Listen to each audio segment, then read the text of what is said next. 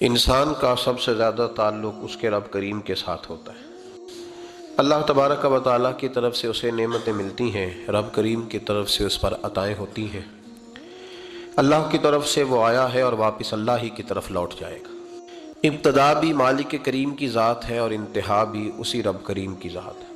اللہ تبارک و تعالیٰ کے ساتھ انسان کا جو رشتہ ہے اس میں انسان کی کچھ کمزوریاں آڑے آتی ہیں، گناہ ہو جاتے ہیں، غلطیاں ہو جاتی ہیں۔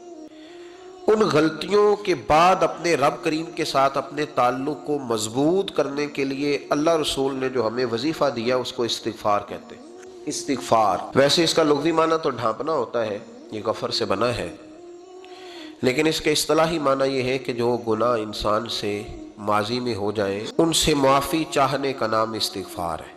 کچھ لوگ توبہ اور استغفار کا لفظ اکٹھا بولتے ہیں، لیکن توبہ کا معنی ہوتا ہے آئندہ گناہ نہ کرنے کا وعدہ کرنا، اور استغفار کا معنی ہوتا ہے پچھلے گناہوں سے اللہ کے حضور معافی مانگنا۔ اگرچہ مفہوم کے لحاظ سے یہ ہم معنی ہی بنتے ہیں، لیکن ان کا جو اصطلاحی مفہوم ہے وہ یہ ہے کہ جب آپ پچھلے گناہوں سے معافی مانگ رہے ہوتے ہیں تو اس کو استغفار کہتے ہیں۔ اللہ تعالیٰ نے اس استغفار کو بڑا پسند فرمایا، اور یہ استغفار کے جملے مالی کو اتنے پسند آئے کہ اللہ نے نبی پاک علیہ السلام کو بھی حکم دیا، کہا محبوب آپ بھی میری بارگاہ میں استغفار کریں۔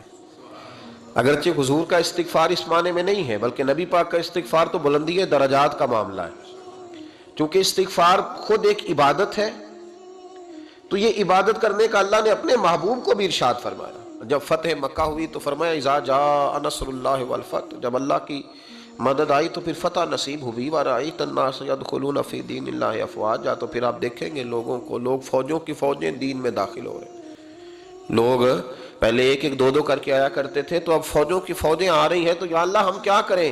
تو رب کریم نے فرمایا محبوب فَسَبِّحْ بِحَمْدِ رَبِّكَ وَاسْتَغْفِرْ، اپنے رب کے لیے حمد کرو، تسبیح پڑھو اور استغفار کرو، معافی مانگو، اس کے حضور آہوزاری کرو، استغفار کرو۔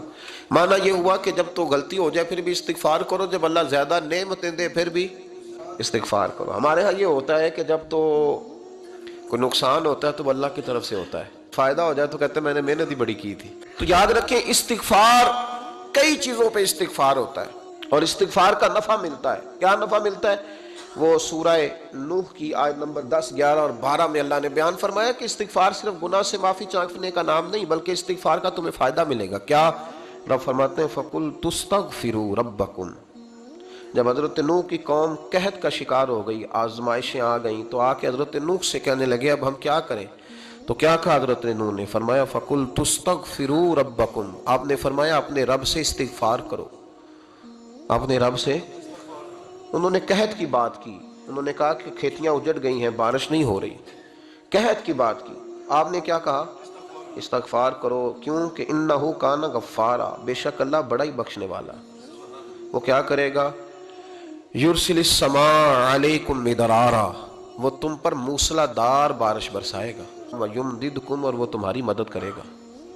استغفار کرنے والے کی اللہ کیسے مدد کرے گا؟ بِأَمْوَالٍ وَبَنِينَ، تمہیں مال بھی عطا کرے گا اور بیٹے بھی عطا کرے گا، بارش بھی دے گا استغفار کرنے والے کو، اور مال اور اولاد سے اس کی مدد بھی کرے گا۔ وَيَجْعَلْ لَكُمْ جَنَّةٍ وَيَجْعَلْ لَكُمْ أَنْهَارًا، اللہ تمہیں جنت بھی عطا کرے گا اور تمہیں نہریں بھی عطا فرمائے گا، تمہارے لیے جنت بھی بنائے گا، انہار بھی بنائے گا۔ توبہ کا، استغفار کا تمہیں یہ فائدہ ملے گا۔ ایک استغفار ہمارے بزرگوں نے وہ لکھا ہے کہ جب انسان کو اللہ نعمتیں دیتا ہے تو پھر رب کا حکم ہے کہ اس پر شکر بھی کرے۔ شکریہ نہ کرنے پر بھی استغفار کرنا چاہیے۔ شکر نعمت کو محفوظ کر دیتا ہے، اور ناشکری نعمت کو لَئِن شَكَرْتُمْ لَأَزِيدَنَّكُمْ وَلَئِن كَفَرْتُمْ إِنَّ عَذَابِي لَشَدِيدٌ، اللہ فرماتے ہیں شکر کر میں تیری نعمتوں میں اضافہ کر دوں گا، اور ناشکری کرے گا تو عذاب دوں گا۔ اللہ نے آنکھیں دی ہیں قرآن دیکھنے کے لیے، جب کوئی کسی گندی چیز کو دیکھتا ہے تو ناشکری کرتا ہے، جب غلط طرف اٹھاتا ہے یہ چیزیں تو ناشکری کرتا ہے۔ رسول پاک علیہ السلام کا فرمان، یہ حدیث امام رازی نے لکھی ہے، اور نبی پاک کی فرمان کے لحاظ سے جو چیز ہمارے سامنے آئے نا اس پر ہماری آنکھیں بھی کھول جانی چاہیے، دل بھی کھول جانا چاہیے، کہ کوئی خاص ہی بات تھی جو حضور نے بیان فرمائی صلی اللہ علیہ وسلم۔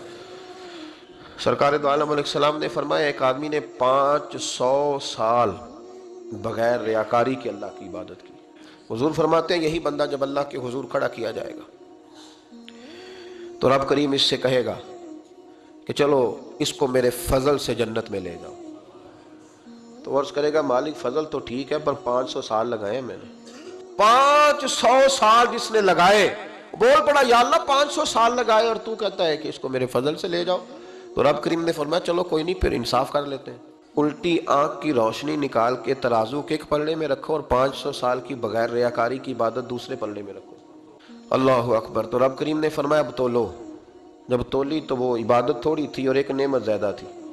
اللہ نے فرمایا یہ تو بھائی اس کو تو 500 سال دیے تھے، یہ تو ایک نعمت کا شکر نہیں ادا کر سکا، پکڑو اس کو دوزخ میں ڈالو۔